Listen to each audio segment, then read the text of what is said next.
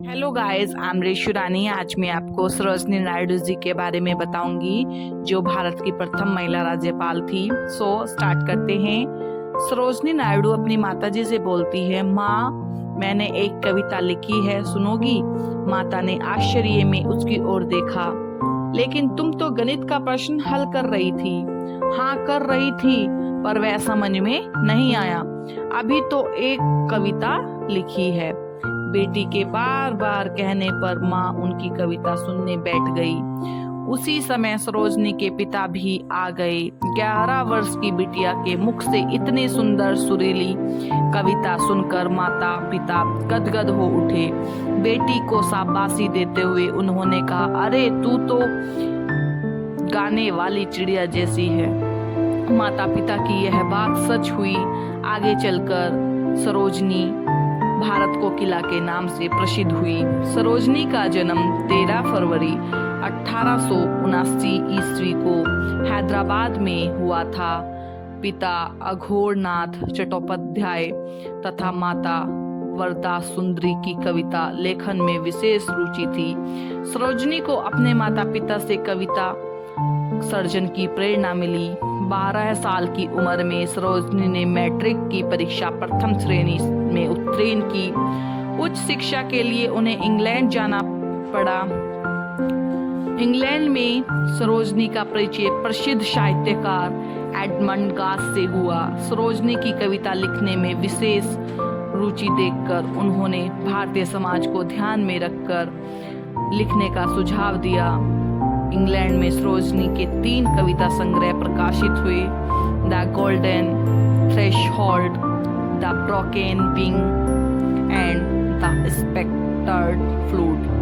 The golden threshold की कुछ पंक्तियां, लिए बांसुरी हाथ में हम घूमे गाते गाते, मनुष्य सब हैं बंधु हमारे, जग सारा अपना है। गोपाल कृष्ण गोखले तथा महात्मा गांधी के संपर्क में आने के बाद सरोजनी नायडू राष्ट्र प्रेम तथा मातृभूमि को संबोधित कर कविताएं लिखने लगी।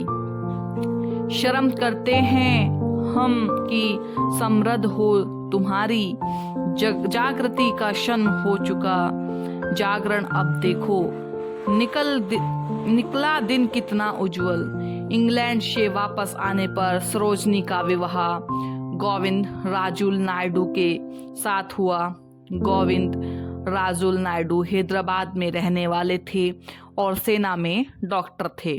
सरोजनी नायडू की भेंट गांधी जी से हुई। उन्होंने दक्षिण अफ्रीका में स्वयं सेवक के रूप में काम किया। गोपाल कृष्ण गोखले सरोजनी नायडू के अच्छे मित्र थे।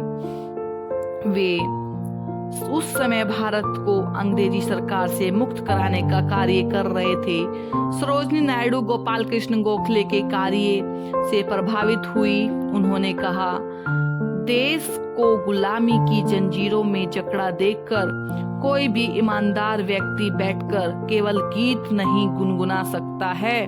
कवयित्री होने की सार्थकता इसी में है कि संकट की घड़ी में निराशा और पराजय के क्षणों में आशा का संदेश दे सकूं। सरोजनी नायडू का ज्यादातर समय राजनीतिक कार्यों में व्यतीत होता था। वे कांग्रेस की प्रवक्ता बन गई। उन्होंने देश भर में घूम घूम कर स्वाधीनता का संदेश फैलाया। सरोजनी नायडू ने हिंदू मुस्लिम एकता पर जोर दिया। उन्होंने अशिक्षा, अज्ञानता और अंधविश्वास को दूर करने के लिए लोगों से अपील निवेदन की। उनका कहना था कि देश की उन्नति के लिए रूढ़ियों, परंपराओं, रीति रिवाजों के बोझ को उतार फेंकना होगा। 1925 ईस्वी में जब वे भारतीय राष्ट्रीय कांग्रेस की अध्यक्ष चुनी गई तो गांधी जी ने उत्साह भरे शब्दों में उनका स्वागत किया और कहा, पहली बार एक भारतीय महिला को देश की सबसे बड़ी सौगात मिली है। हृदय रोग से पीड़ित होने पर भी सरोजनी नायडू ने इंग्लैंड, अमेरिका आदि देशों का दौरा किया। नमक कानून तोड़ो आंदोलन में गांधी जी की दांडी यात्रा में उनके साथ रही सरोजनी नायडू अद्भुत वक्ता थी। वे बोलना शुरू करती तो लोग उन्हें उनके धारा प्रवाह भाषण को मंत्रमुग्ध होकर सुनते थे। उनके भाषण स्वतंत्रता की चेतना जगाने में जादू का काम करते थे। 1942 में गांधी जी के भारत छोड़ो आंदोलन में उन्होंने भाग लिया। आजादी की लड़ाई में उन्हें कई बार जेल जाना पड़ा। अंततः भारत को पूर्ण स्वतंत्रता मिली।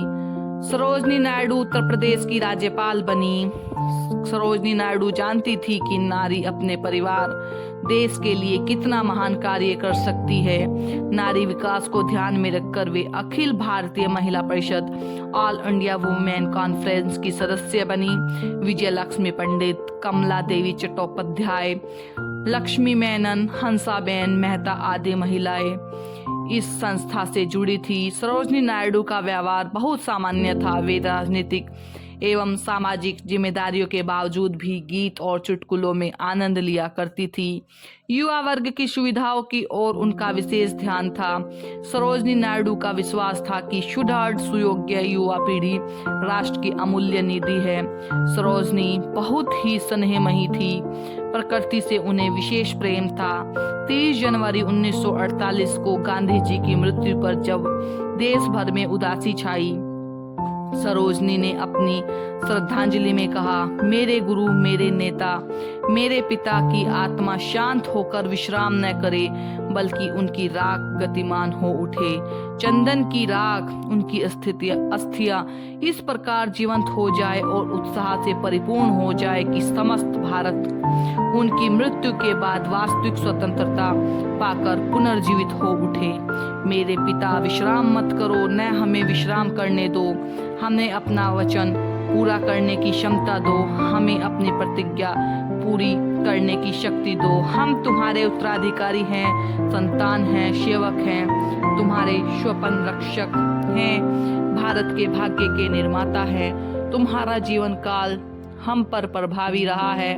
अब तुम मृत्यु के बाद भी हम पर प्रभाव डालते रहो।